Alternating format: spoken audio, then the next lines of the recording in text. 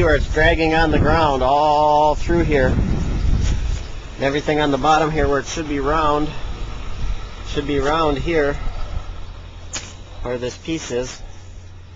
It's all flat.